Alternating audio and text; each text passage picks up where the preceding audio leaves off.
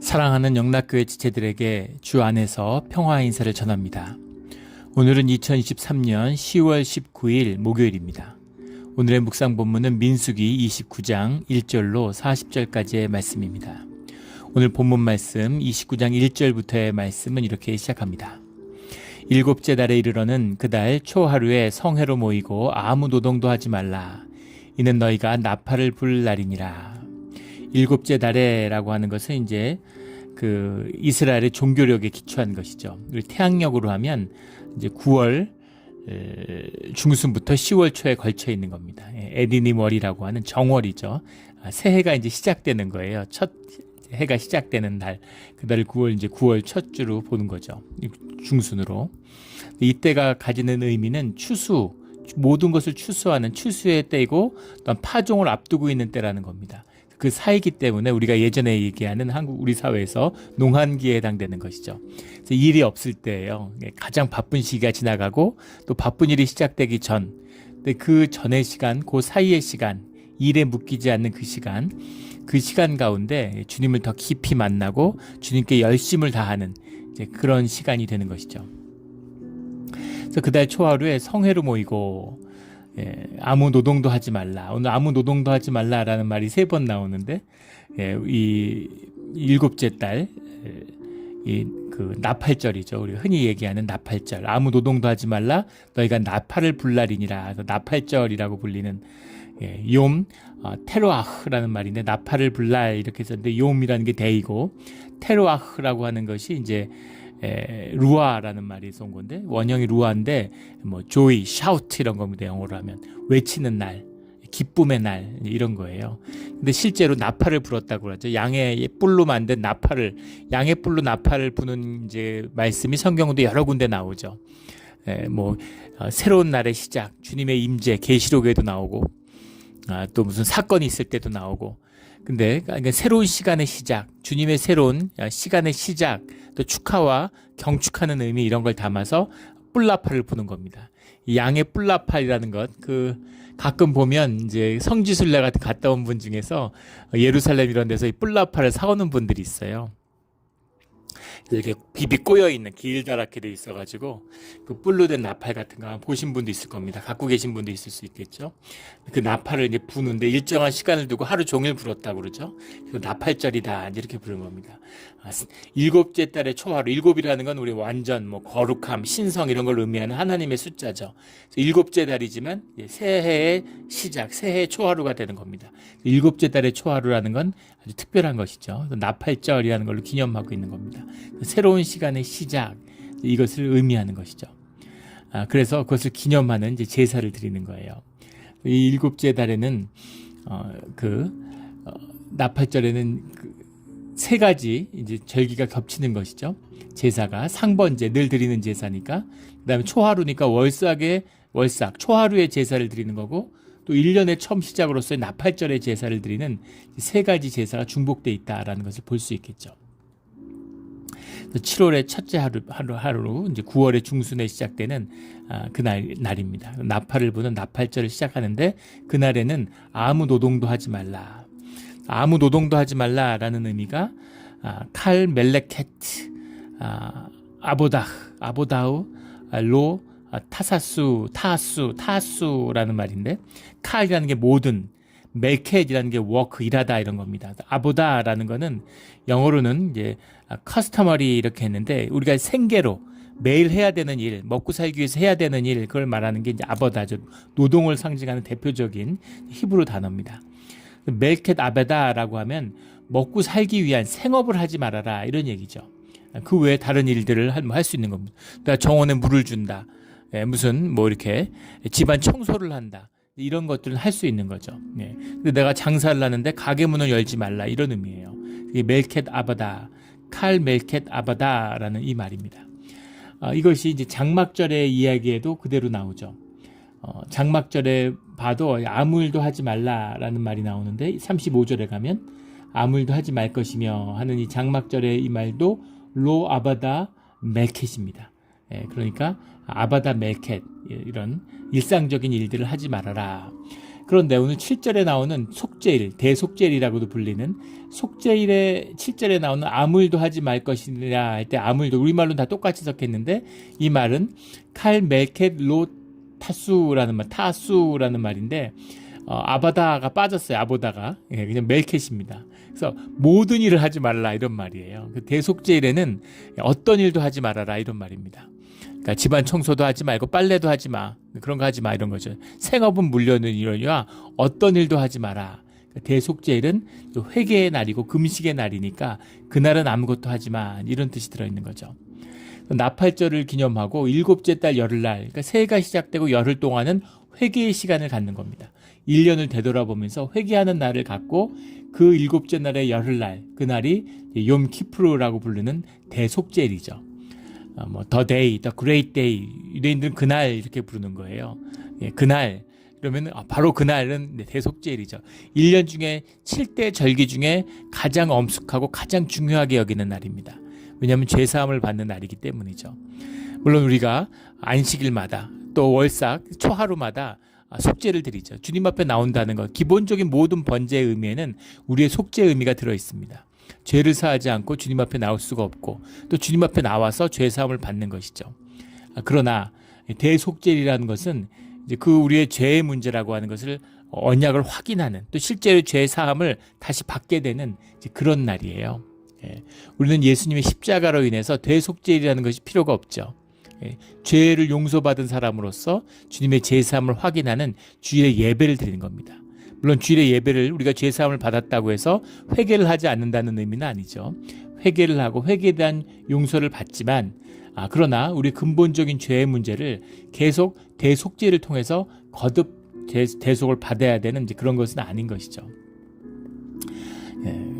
그 대속죄의 그 제사에 우리 히브리서에 나오는 것처럼 주님이 희생양이 되어 주셨다 이런 말씀을 나누고 있습니다.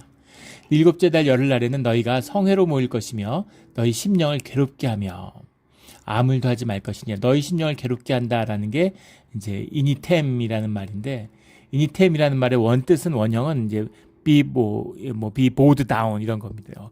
엎드려 있는 거예요. 절하는 모습입니다. 너희 계속 절하고 있어라. 기도하라는 말이지. 회개의 기도, 금식의 기도를 말하는 겁니다.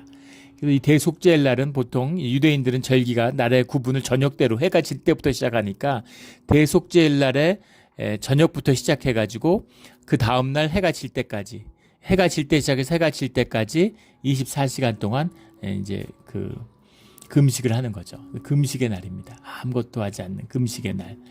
우리 개신교에서는 이 정신이 그대로 우리 사순절 또 고난주간 그것에 이제 들어있는 거죠. 그래서 그러니 그 아무것도 하지 말라. 심령을 괴롭게 하라. 심령을 괴롭게 하며 근데 계속해서 주님께 기도하고 절하는 온전히 주님께만 드려진 그런 하루를 가져라. 이제 이런 말입니다. 그래서 그날에 이제 제사를 드리는 거죠. 여기 오늘 나오는 거 보면은 특별히 그 제사의 양식이라는 것은 나팔절이나 무슨 속죄일이나 장막절이나 거의 대동소이하고 흡사하다는 사실을 알 수 있습니다.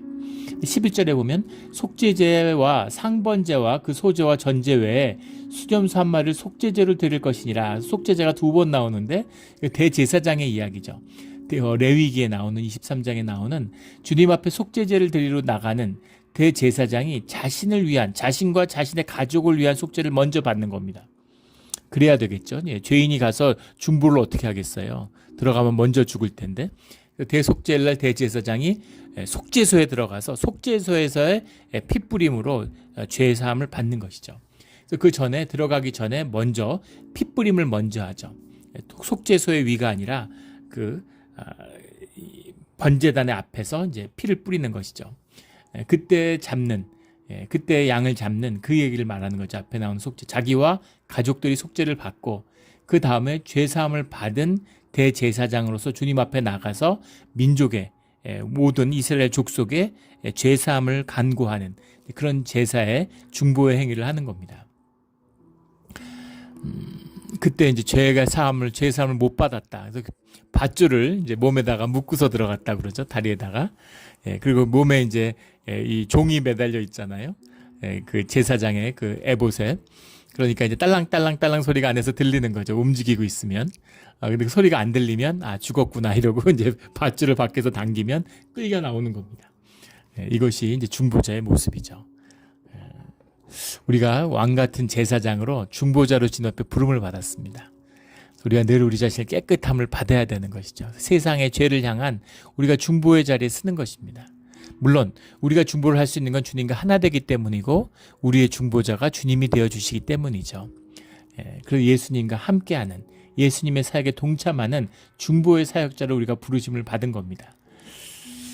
그 부름 가운데 그 소명 가운데 충실한 부족함이 없는 그런 축복의 자녀들이 되기를 주의 이름으로 축원합니다. 12절부터는 7절부터 11절까지 속죄일에 대한 말씀이 나오고 이 욤 키프루 할 때 키프루라는 말이 덮는다라는 말이에요. 키프루라는 게 덮는다. 죄사함을 의미하는 거죠. 죄를 덮는 것입니다. 죄를 덮는 거죠. 덮고 또 덮는 거예요. 죄를 없애는 게 아니라 죄가 없어진 게 아니라 주님이 돌아보시지 않는 겁니다. 기억하지 않으시는 거죠. 덮어주시는 거예요. 죄를 품어주시는 거죠. 어제 말씀에 나눴던 77절에 우리 새 소제라는 말이 나오죠. 소제 계속 드렸는데 왜 77절에 새 소제를 드릴까? 새 소제라고 하는 것. 그 의미가 이제 레위 23장에 보면 새 소제 때 드리는 그 앞에 나왔던 그 6월절에 드렸던 제사에서는 무교절에서는 누룩을 뺀 떡을 먹었죠. 근데 77절에서는 누룩을 넣은 떡을 먹습니다. 주님께도 누룩을 넣은 떡을 드려요. 누룩의 의미가 죄의 의미인데 누룩을 제하라는 건 죄를 제하라는 거죠. 그런데 왜 6월절을 지나고 나면 그러면 누룩을 넣은 떡을 주님께 제사로 드리고 77절에 가면 그리고 누룩을 넣은 떡을 먹게 될까요? 누룩이 없어지는 게 아닌 거죠. 깊은 비밀입니다. 깊은 비밀을 우리 귀 있는 자는 들을지어다. 이 깊은 비밀이에요. 우리가 속죄제를 드리고 그 껍질과 그 똥과 고기를 진영 밖에서 태우는 것과 같은 이야기입니다. 세상을 향하여 나아가는, 세상 속에 들어가는, 세상은 죄가 관영하고 있는 곳이잖아요. 죄가 막 이렇게 디글디글 하는 곳이잖아요. 공중 권세 잡은 마귀의 영, 대적이 다스리는 곳이잖아요. 그런 세상 가운데 주님의 자녀를, 주의 종을 내보내는 겁니다. 그 길을 걷게 하는 거예요. 그것이 세상 가운데 살아가는, 죄 가운데 살아가는 우리의 비밀입니다. 그것은 세상을 향한 것이기도 하지만 우리 자신을 향한 것이기도 하죠. 세상에는 두 종류의 죄인이 있어요. 용서받은 죄인과 용서받지 못한 죄인이 있는 겁니다. 다 죄인이에요. 그래서 죄인이 죄인을 정죄하지 않습니다. 용서받은 죄인은 용서받지 못한 죄인을 보면 애통해하죠. 아파하는 것입니다. 그런데 중요한 것은 이 키프루에 담긴 주님이 덮어주시고 용납해주시고 받아주시는 누룩이 없어진 게 아니에요. 평생 누룩을 못 먹는 게 아닙니다. 육신을 살고 있는데 우리가 어떻게 죄를 안 짓겠습니까? 그런데 그 죄라는 걸 주님의 은혜로 덮어주시는 그 덮고 살아가는 그 삶, 그 삶의 자리로 우리가 나아간다는 거죠. 하지만 더 이상 우리가 죄의 종로로 타지 않고 죄가 우리에게 굴레가 되지 않는다는 겁니다. 왜냐하면 주님 우리와 함께 해주시기 때문인 거죠. 이것이 제사에 담긴 뜻이고 우리의 예배에 담긴 뜻입니다. 이 깊은 삶의 비밀을, 이 자유함을, 이 은혜를 깨달아 삶으로 사는, 누리는 우리 모두가 되기를 주의 이름으로 축원합니다. 속죄제와 속죄제로 하는 이 의미죠. 11절에 나오는. 그리고 12절부터는 장막절이 나와요. 장막절이라고 하는 것은 이제 뭐 수장절이라고도 하고 초막절이라고도 하죠. 성회로 모이기 때문에 이래 동안 이제 일주일 동안 주님 앞에 와서 장막을 치고, 장막을 친다는 건 그 광야의 삶을 기억한다, 출애굽을 기억한다 이런 의미가 들어 있죠. 근데 장막절이라는 것은 이제 수장절이라고도 합니다. 거둘 숫자에다 갈무리 장자를 써서 곡식을 거두어 드린다. 추수감사절인 거죠.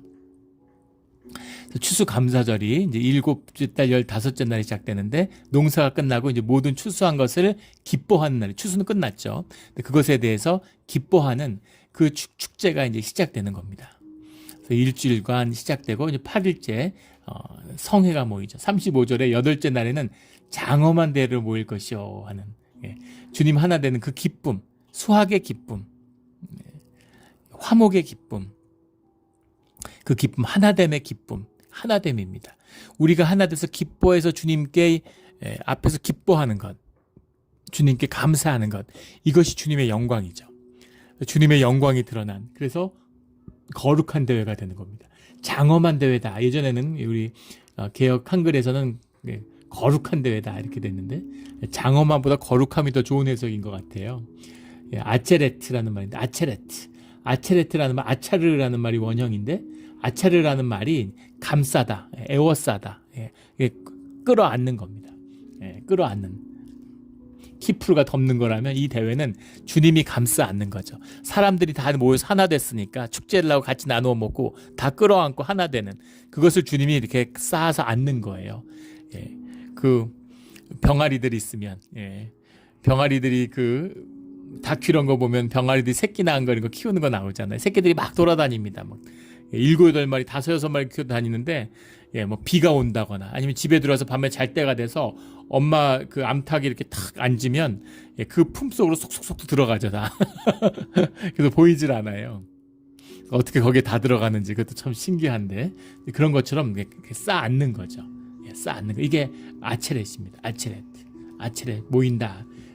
장엄한 대회다 이렇게 해석했는데, 주님 앞에 모두 들어간 주님과 하나됨, 주님과 하나 돼서 기뻐하는 모임, 그 성회, 이것이 장막절을 통해서 이제 이루어지는 것이죠. 그러니까 주님께 나아가는 단계를 말씀하고 의미하고 있는 겁니다. 우리가 주님의 뜻에 따라서 주님을 기억하면서 주님의 말씀에 따른 삶의 의미를 갖는 거예요. 그런 삶을 살아가는 겁니다. 삶을 살아간다는 것 속에서 주님이 우리의 죄의 문제를 다루어 주시죠. 그게 없으면 세상에서 우리가 전부 다 정금같이 만들어졌는데 돌덩어리로 변하고 맙니다. 그것을 다시 황금으로 되돌리는, 황금이 되었을 때 주님한테 다 모여서 그것을 하나됨으로 기뻐하는 큰 축제를 여는 것이죠.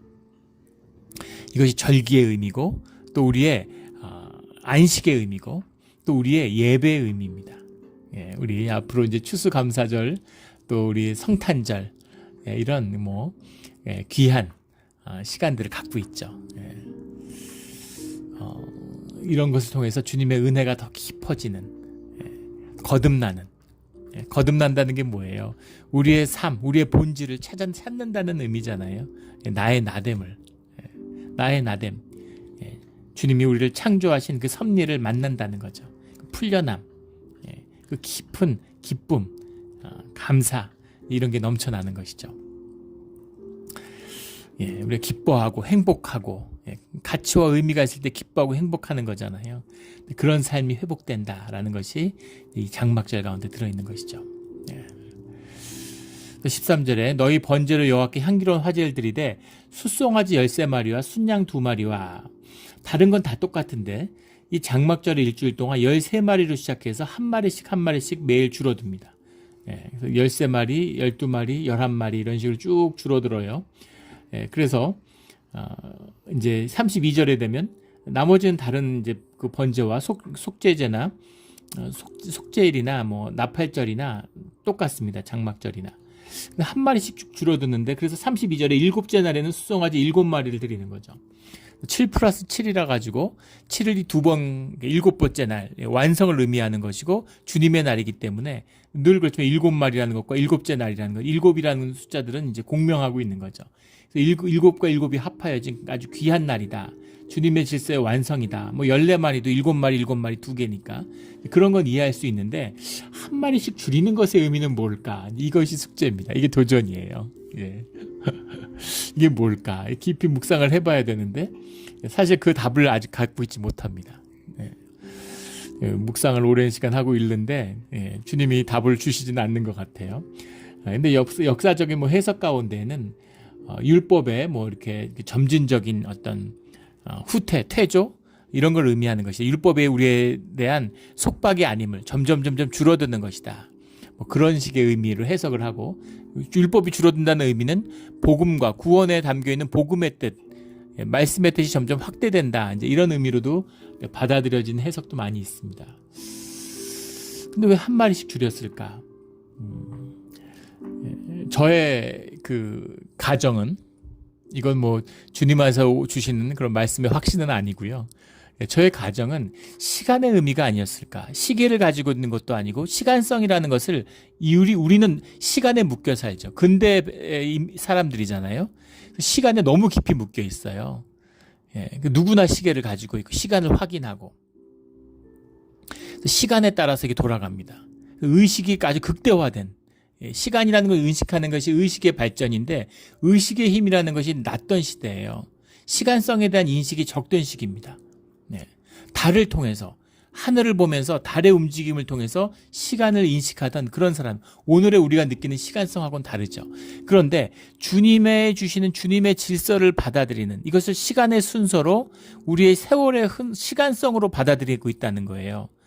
그래서 시간성을 느끼기 위한 이 절기와 같이 일주일 동안, 일회 동안 드리니까, 그 일회 동안 드리는 일회의 시간성이라는 것을 의미하기 위한, 그 진행을 받아들이기 위한, 매일 똑같은 것이 아니라 하루하루의 의미를 느끼는 그런 의미가 있지 않았을까라고 가정을 합니다.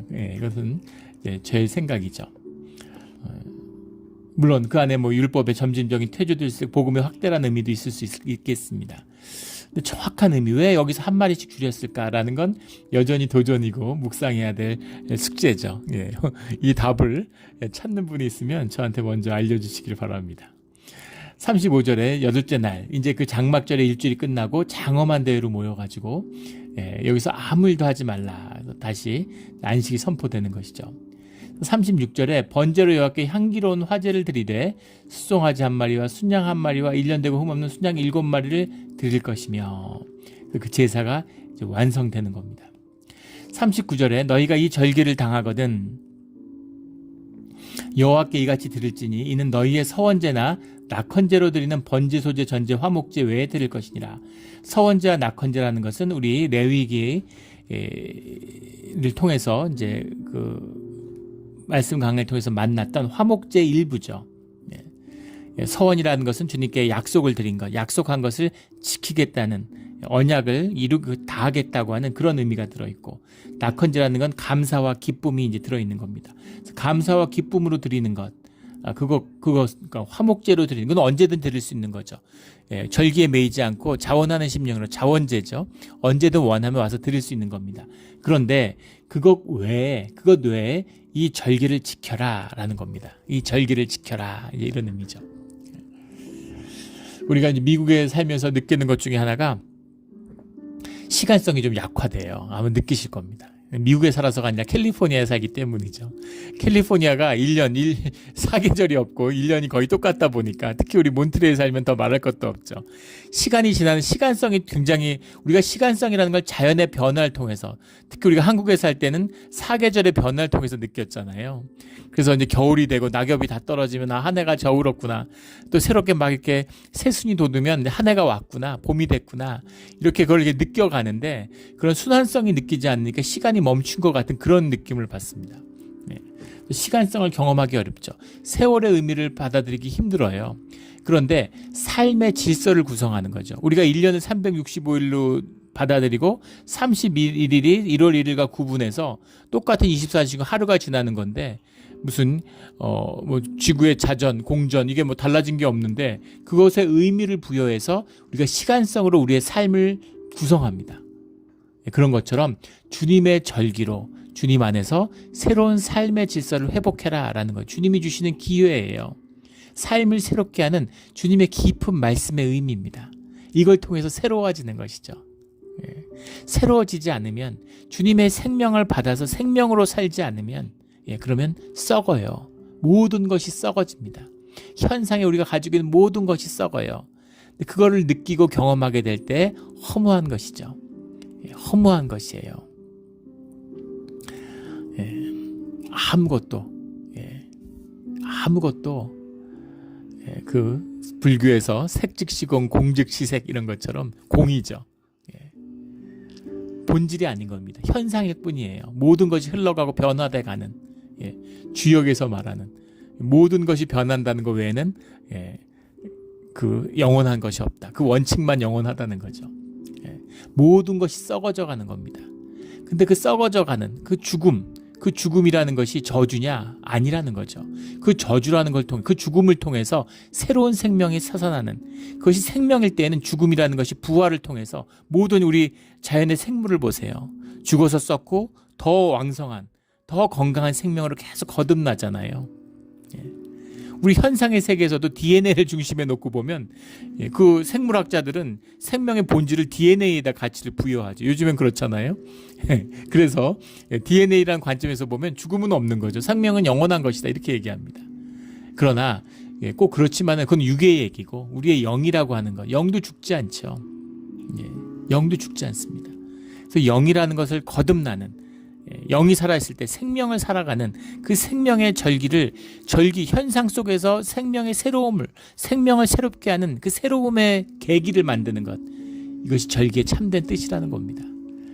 그래서 우리가 이제 1년을 보내고 추수의 때의 감사함을 누리고, 그리고 그런 그 대강절이라고 하는 주님의 오시는 것을 새롭게 만나는 삶을 새롭게 시작하는, 어그러진 주님과의 관계에서 떠난, 관역을 벗어난 우리의 삶을 새롭게 회복하는 그 시간을 갖는 것이죠. 이것이 절기의 의미입니다. 우리가 추수감사절 시작으로 또다시 한 해를 시작하는, 근데 이 의미는, 시간은 기가 막힙니다. 우리 사실은 이 의미가 맞는 것 같아요. 저도 이제 목회를 하면서 보면 교회 시작은 추수감사절 때인 것 같습니다. 추수감사절을 통해서 새로운 한 해의 의미가 시작되는, 끝맺음이면서 새로운 시작이죠. 대강절을 해서 시작을 해서 한 해가 쭉 가는 이제 그런 게 받아들여지잖아요. 그래서 부활절, 절정을 이루고 오순절, 그래서 새로운 이제 출발을 하고 오순절의 새로운 시간들을 좀 누리는 거죠. 그 기쁨과 안식을 누리다가, 그러다가 추수의 감사의 때를 맞고 그 감사로서 또 한 해를 시작하는 이런 절기를 갖게 되는 거죠. 그래서 이 의미, 이 절기, 주님 안에서, 주님 속에서 우리의 삶의 의미를 새롭게 돌이키고 또 그 의미를 더 확고히 하는 그런 귀한 시간의 시작입니다. 우리 이제 가을이 깊어가고 있죠. 지금 여기 오늘 나눈 이 나팔절, 또 그 속죄일, 또 그 장막절, 수장절, 이때 이 시간의 의미가 요즘 우리가 살고 있는 이때입니다. 우리 이 절기를 통해서 새로운 삶의 시간을 열어가는 그런 우리의 신앙의 자리가 되기를 주의 이름으로 축원합니다. 아멘. 기도드리겠습니다. 하나님 아버지, 감사합니다. 오늘 또 귀한 말씀 주셔서 감사합니다. 우리가 오늘 에체레트라고 주님이 주신 말씀처럼 주님 안에서 우리가 주님께 속죄하고 우리의 삶의 의미를 주님께 맞춰서 우리의 삶이 하나 되고 화목하게 될 때 주님과 거룩한 대회로, 거룩한 성회로 하나 되는 기쁨, 이 생명의 공명이, 이 생명의 역사가 이 현상의 세계에 실제로 본질이 실제화되는 새로운 시간을 여는, 주님의 역사를 여는 그런 귀한 일들을 보기 보는 우리 신앙의 자리, 중보의 자리가 되기를 소원합니다. 우리 그런 멋진 그런 주님의 일을 보는 그런 살아있는 생명의 역사, 그런 우리 공동체, 우리 몬트레 영락교회가 되게 하여 주시옵소서. 감사하며 예수 그리스도 이름으로 기도드렸습니다. 아멘.